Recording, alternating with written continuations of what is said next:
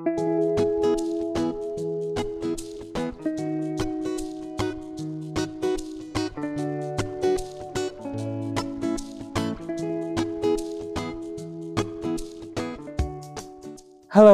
ketemu lagi dengan saya di Lopinsa Audio. Di video ini saya punya kesempatan untuk mengulas salah satu produknya Iko Audio. Brand asal Cina atau Caipai ini main di kelas 1 jutaan untuk line up IM-nya. Sebelumnya thanks banget buat Iko Audio yang udah ngasih kesempatan saya untuk mengulas produknya.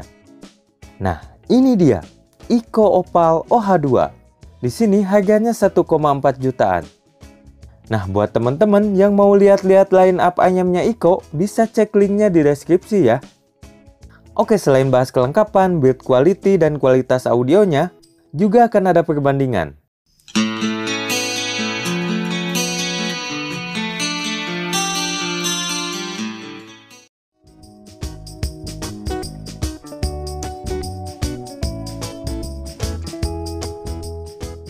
Boxnya OH2 ini sangat estetik dan penuh dengan warna. Di awal sebelum buka box, kita sudah dikasih akrilik anime yang cukup manis. Ini tentunya bonus yang lumayan buat yang suka koleksi.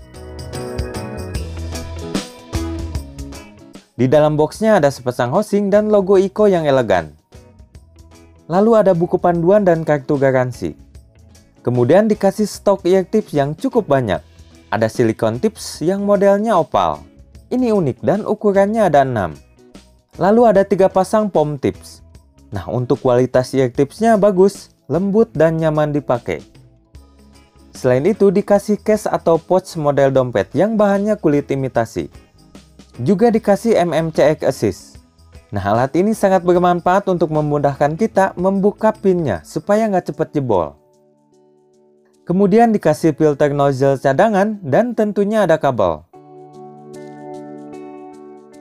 Lanjut bahas spek fisik dan build quality-nya. OH2 ini dibekali single dynamic driver jenis karbon nano diaphragma dan ditambah spek lainnya yang dipatenkan oleh Iko. Nah, untuk build quality housing OH2 ini solid. Desainnya elegan, cakep dengan kombinasi bahan meta dan plastik jenis polikarbonat. Ukuran housingnya sedikit lebih kecil dibanding kebanyakan IM yang pernah saya coba. Selain itu, housingnya ada lubang ala-ala semi-open back. Nah, untuk nozzle-nya ini dibentuk opal. Cukup unik dan bahannya metal. Kemudian kabelnya menggunakan pin MMCX dengan bahan high purity SSC silver plated. Model kabelnya cantik, enak dilihat tapi agak tipis dan sedikit kaku. Selain itu, splitter dan housing jack-nya menggunakan bahan metal. Lanjut bahas fittingnya. Awalnya saya agak ragu sama fitting IM ini, soalnya bentuk nozzle dan ear tipsnya opal. Tapi pas saya coba ini sangat pas, nyaman, dan enak dipakai lama-lama.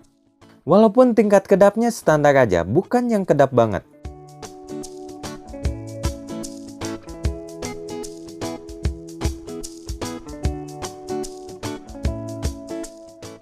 Iko Opal OH2 ini cukup mudah untuk di-drive. Biasanya di DAP saya 40% udah kenceng untuk IM yang mudah di-drive. Nah, di sini butuh 45-50% saja. Oke, masuk ke kualitas audio. Tonal OH2 ini bisa dibilang balance dan sedikit mid-centric. Selain itu warm, mellow, tebal, dan smooth dengan timbre yang natural. Jadi bukan tipikal yang fun atau energik. Ini mengingatkan saya dengan tuning Tanjim Ola. Cuma di sini lebih tebal dan lebih smooth. Untuk bagian low, kuantitas bass OH2 ini cukup saja. Bukan yang gede, bukan juga yang tipis banget. Bassnya ini lebih menonjolkan mid bass dibanding sub bassnya. Kemudian kontrol bassnya bagus, speednya sedang gak begitu cepat, decay-nya juga sedang dan lumayan punchy. Tapi sedikit kurang deep. Nah, untuk midnya ini salah satu keunggulan OH2. Midnya warm, lush, dan lebat. Vokalnya juga tebal dengan presentasi yang agak maju dibanding bass dan treble-nya. Mungkin akan merasa ketebalan buat teman-teman yang biasa dengan vokal tipis dan sedikit bright. Tapi vokalnya ini tidak sampai madi atau boxy. Jadi secara kualitas sangat bagus dan natural. Selain itu sangat aman dari sibilan ataupun shouty. Lanjut ke bagian high-nya. Treble OH2 ini smooth dengan ekstensi yang bisa dibilang roll off. Untuk detailnya cukup bagus dan clarity-nya masih lumayan berasa.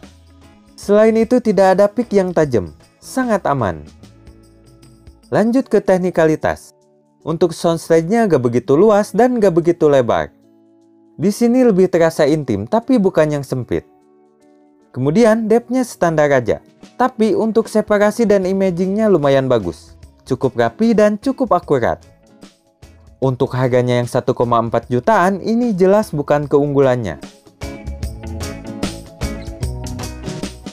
Oke, sedikit perbandingan saja. Yang pertama dengan NF Audio NM2 yang harganya bisa dibilang sama. Untuk beat quality jelas bagusan Ico OH2. Nah, untuk audionya NM2 lebih pitch-shape, fun, dan energik. Bassnya terasa lebih di-boost di bagian sub-bass dan mid-bassnya. Jadi lebih deep dan lebih punchy. Tapi mid atau vokalnya NM2 jadi terasa lebih tipis dan mundur setelah saya coba Ico OH2 ini. Kemudian treble-nya NM2 lebih bening, lebih open, lebih detail dengan ekstensi yang lebih panjang. Clarity-nya juga lebih jelas.